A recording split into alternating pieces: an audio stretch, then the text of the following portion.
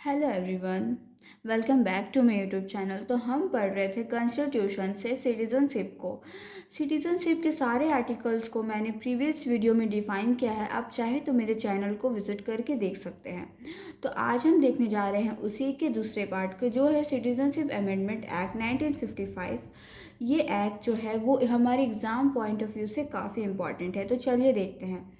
As per this act 5 ways were made by which one can get the citizenship of India and 3 ways were made by which citizenship of India can be terminated।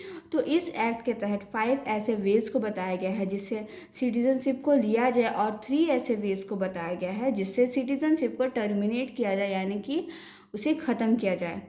In 1986, 2003, 2005, 2015 and 2019 Citizenship Amendment Act has been made। तो देखिए, इस act को तो लागू किया गया था 1955 में, बट इन ईयर्स में इन एक्ट को नए नए पॉइंट ऑफ व्यू से लाया गया। तो देखते हैं ये जो एक्विजिशन, जिसमें ये 5 टॉपिक आते हैं, लॉस जिसमें ये 3 टॉपिक आते हैं। तो एक्विजिशन में आते हैं मतलब हम सिटीजनशिप को ले कैसे। तो पहला है बर्थ, दूसरा है डिसेंट, तीसरा है रजिस्ट्रेशन, चौथा इनकॉर्पोरेशन और पांचवा है नेचुरलाइजेशन, जो कि सबसे इम्पॉर्टेंट है। ये लॉस में देखते हैं हम रिनंसिएशन, टर्मिनेशन एंड डेप्रिविएशन। तो चलिए हम देखते हैं एक्विजिशन को। 5 ways to get by the birth. 5 ऐसे तरीके को बताया गया है जो बाय बर्थ के थ्रू सिटीजनशिप को ले सकते हैं। तो जो पहला है वो है he should not be a citizenship of Pakistan. उसके पास पाकिस्तान का सिटीजनशिप नहीं होना चाहिए। He should not be a citizen of foreigner. वो किसी फॉरेनर का सिटीजन नहीं होना चाहिए। He should not be a child of foreign ambassador. वो किसी फॉरेन एम्बेसडर का चाइल्ड नहीं होना चाहिए। He should be considered citizen of India if his or her parent is Indian. देखिए, इसमें इस पॉइंट को बताया गया था 1986 में, जब इस एक्ट को लागू किया गया फिर से। तो इसमें बोला गया कि उसे इंडिया का सिटीज़न कह जब तब कहलाएगा अगर उसके फादर इंडियन हो। बट नेक्स्ट टाइम जब इस एक्ट को लागू किया 1992 में, तो इसके पॉइंट ऑफ व्यू को चेंज करके बोला गया कि इसे इंडिया का नागरिकता मिल सकता है अगर उसके कोई भी पेरेंट्स इंडियन हो तो। नेक्स्ट हम देखते हैं citizenship bye decent. If a person born outside the India, then he can get a citizenship of India if either his parents are Indian। देखिए, अगर कोई व्यक्ति इंडिया के बाहर रह रहा तो उसे इंडिया का सिटीजनशिप मिल सकता है तभी अगर उसके कोई भी पेरेंट्स इंडियन हो तो। दूसरा हम देखते हैं सिटीजनशिप बाय रजिस्ट्रेशन, मतलब कि रजिस्ट्रेशन के through citizenship. This provision is only for foreigners and people of Indian origin. ये सिर्फ फॉरनर के लिए है और जो पीपल इंडियन ऑरिजिन के हैं उनके लिए। A person who is residing in India for minimum 5 years, उन्हीं को रजिस्ट्रेशन मिलेगा अगर वो इंडिया में रह रहे हो 5 साल से। A person of Indian origin, मतलब वो इंडियन ऑरिजिन रहे हों। A foreigner women got married to Indian man, अगर कोई फॉरनर वुमेन इंडियन मैन से शादी कर ले तो उस वुमेन को सिटीजनशिप मिलेगा।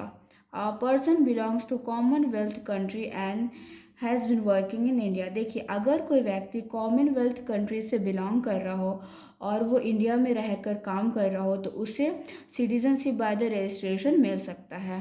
देखिए, अगला हम देखते हैं citizenship by incorporation of territory. It says that any foreign territory would become the part of India, then government would specify that who will get the citizenship of India.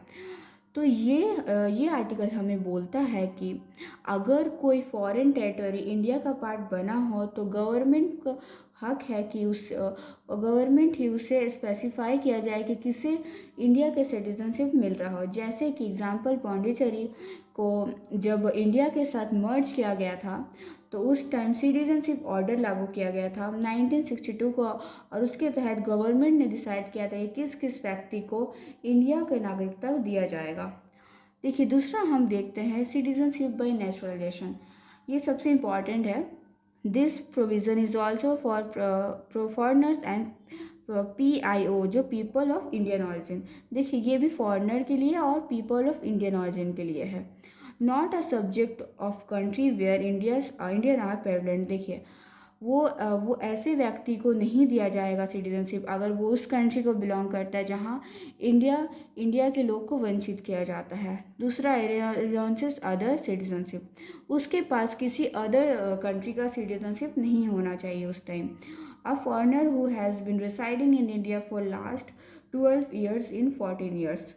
देखिए अगर कोई फॉरेन का व्यक्ति इंडिया में 12 साल तक 14 साल में 12 साल तक रह गया है तो उसे इंडिया का सिटीजनशिप दिया जाएगा। इस और चौथा है उसका गुड कैरेक्टर, मतलब कि अगर उसका कैरेक्टर गुड रहे। पांचवा है adequate knowledge of 8 languages of 8 schedule. देखिए उसके पास नॉलेज रहना चाहिए कोई भी एक लैंग्वेज का जो कि इंडियन शेड्यूल के 8 में रखा गया है। दूसरा है person of Commonwealth countries who has been residing in India for 10 years. कोई ऐसा व्यक्ति जो कॉमनवेल्थ कंट्री से हो और वो इंडिया में 10 साल तक रहा हो।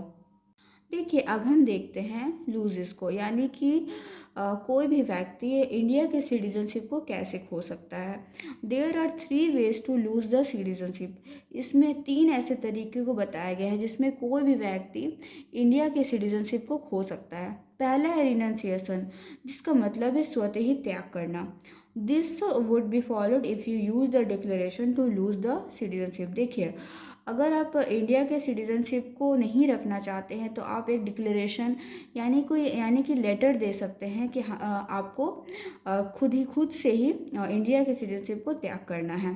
दूसरा है टर्मिनेशन, निलंबन या बर्खास्त। देखिए इसमें बताता है वॉलंटरली एक्वायर्स अनदर सिटीजनशिप। अगर आप किसी अन्य देश के सिटीजनशिप को अगर अपना रहे हैं तो आप खुद आकर बर्खास्त कर सकते हैं कि आपको इस इंडिया के सिटीजनशिप को आगे चल के नहीं रखना है। तीसरा है डिप्रीविएशन, यानी कि वंचित करना, कंपल्सरली टर्मिनेशन बाय गवर्नमेंट। इसका मतलब है कि अगर आप इन पॉइंट में से कुछ भी ऐसा कर रहे हो तो आपको इंडिया के सिटीजनशिप से वंचित किया जाएगा। इन केसेस सिर्फ इसलिए जब गॉड सिटीजनशिप इलीगली, अगर आपको इंडिया का सिटीजनशिप किसी गलत कानूनी तरीके से मिला हो। अगर आप अ फिफ्थ कॉलोनिस्ट, यानी कि आप देशद्रोही हो। डूइंग फ्रॉड, अगर आप अपनी कंट्री के साथ फ्रॉड कर रहे हो। डिसओबेइंग द कॉन्स्टिट्यूशन, अगर आप कॉन्स्टिट्यूशन को डिसओबे कर रहे हैं। After registration who got registered for 2 years, अगर रजिस्ट्रेशन के बाद आपको रजिस्ट्रेशन मिला हो 2 साल के लिए। कम्युनिकेटेड विथ एनिमी कंट्री, देखिए अगर आप किसी एनिमी कंट्री से कांटेक्ट रख रहे हो तो उसी समय आपको इंडिया के सिटीजनशिप से वंचित किया जाएगा। तो आई होप आप लोगों को ये टॉपिक समझ में आया, और समझ में आया तो इस चैनल को लाइक शेयर एंड सब्सक्राइब करें और इस वीडियो को जितना हो सके शेयर करें। Thank you.